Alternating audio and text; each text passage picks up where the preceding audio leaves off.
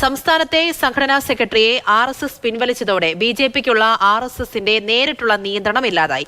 സംഘടനാ secretary K സുഭാഷിന് പകരക്കാരനെ RSS നൽകില്ല. RSS പിന്തുണയില്ലാതെ കേരളത്തിൽ പാർട്ടിക്ക് എത്ര പിടിച്ചു നിൽക്കാനാകുമെന്നുള്ള സംശയം BJP നേതാക്കൾക്കുണ്ട്. സാമ്പത്തിക കാര്യങ്ങളടക്കമെല്ലാം സംസ്ഥാന അധ്യക്ഷന്റെ പൂർണ്ണ നിയന്ത്രണത്തിലാകും. BJP എന്ന കരയും RSS എന്ന മറുകരയും ബന്ധിപ്പിക്കുന്ന പാലം, അതാണ് BJPയുടെ സംഘടനാ സെക്രട്ടറി. BJPയെ നിയന്ത്രിക്കാൻ വേണ്ടി RSS നിയോഗിക്കുന്ന ചുമതലക്കാരൻ. BJPയുടെ സംഘടനാ കാര്യങ്ങളും സാമ്പത്തിക കാര്യങ്ങളും നിയന്ത്രിക്കുന്നത് RSSകാരനായ ഈ സംഘടനാ സെക്രട്ടറിയാണ്. അതായത് BJP സംസ്ഥാന അധ്യക്ഷൻ രാഷ്ട്രീയ കാര്യങ്ങൾ നോക്കിയാൽ മതിയായിരുന്നു ഇതുവരെ.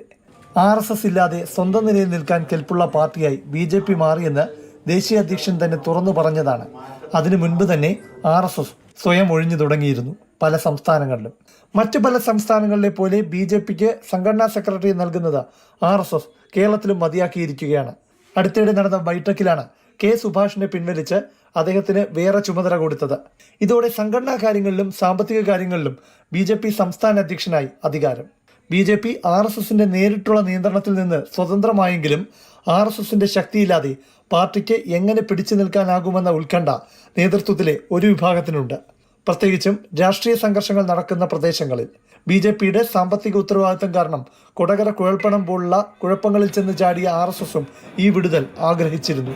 പക്ഷെ BJP നേട്ടമുണ്ടാക്കിയ തെരഞ്ഞെടുപ്പിന് ശേഷം വേഗത്തിൽ RSS ഇല്ലാതെ മുന്നോട്ട് പോകേണ്ടി വരുന്നത് ക്ഷീണമുണ്ടാക്കുമെന്ന ചിന്തയാണ് ആശങ്കയുള്ളവർ പങ്കുവയ്ക്കുന്നത്. വൈകാതെ 3 ഉപതെരഞ്ഞെടുപ്പുകളും അടുത്ത വർഷം തദ്ദേശ തെരഞ്ഞെടുപ്പും വരികയാണ്.